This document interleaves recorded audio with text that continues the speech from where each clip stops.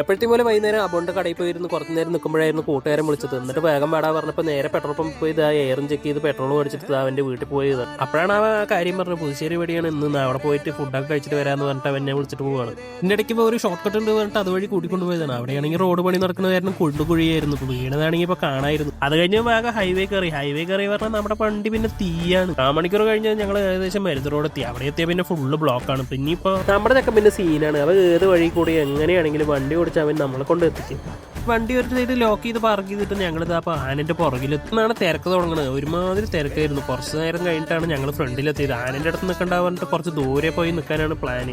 തൊട്ടപ്പുറത്ത് തന്നെ പഞ്ചവാദിയും മേളങ്ങളൊക്കെ ഉണ്ടായിരുന്നു. അതും കേട്ടുകൊണ്ട് കുറച്ച് നേരം നിന്ന് സ്ഥിതിക്ക് ഇപ്പോൾ വേഗം പോകാൻ പറഞ്ഞിട്ട് അടുത്ത സ്ഥലത്തേക്ക് പോകാൻ വേണ്ടി നിൽക്കുക. ആ ഭാഗത്ത് നല്ല തിരക്കുള്ളത് കുറച്ച് നേരം ഞങ്ങളുടെ ഫ്രണ്ടിൽ ഇവരൊക്കെ കളിച്ചുകൊണ്ട് നിൽക്കണ്ടായിരുന്നു. പിന്നെയൊക്കെ കണ്ട് ഫോട്ടോ ഒക്കെ എടുത്ത് കുറച്ച് നേരം ബ്ലോഗിനുള്ള വീഡിയോസ് ഒക്കെ സെറ്റ് ചെയ്തുകൊണ്ടിരിക്കുകയായിരുന്നു. അതിൻ്റെ ഇടയ്ക്കാണ് അപ്പുറത്തൊരു DJ പരിപാടി നടക്കണ്ടായിരുന്നു. ഇനി അങ്ങോട്ട് പോകാൻ പറഞ്ഞിട്ട് അങ്ങോട്ട് പോകും. നേരെ ഞങ്ങൾ അമ്പലത്തിൻ്റെ ആ ഭാഗത്ത് പോയി നിന്നു. എന്താണ് പറഞ്ഞാൽ അമ്പലം ഞാൻ അതുവരെ കണ്ടിട്ടില്ല എന്നിട്ടാണ് അങ്ങോട്ട് പോയത്. അവിടെ കമ്പത്തിൻ്റെ ഇതൊക്കെ വെച്ചിട്ടുണ്ടായിരുന്നു. അതും കണ്ട് കുറച്ച് നേരം തിരക്കൊക്കെ ഉണ്ടായിരുന്നു. അതിൻ്റെ ഇടയ്ക്ക് കടല വേണം പറഞ്ഞ് നമ്മുടെ ആശയം ഓടിക്കൊണ്ടിരിക്കുന്നുണ്ടായിരുന്നു. അവന് എന്തെങ്കിലുമൊക്കെ വാങ്ങിച്ചു കൊടുക്കാൻ പറഞ്ഞിട്ട് അവിടെ പോയി നിന്നു.